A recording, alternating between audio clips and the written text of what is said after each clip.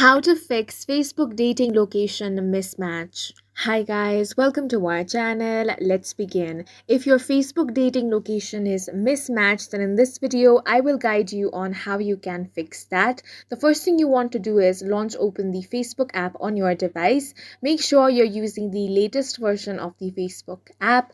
Now tap on the three lines at the top right corner of your screen. From here you want to scroll all the way down. Now tap on help and support. Then you want to tap on report a problem option. Here tap on continue to report. Now tap on the include option over here. Now from this list of products you want to select Facebook dating. Now here on this box you want to enter your issues. Once that is done, tap on the send option.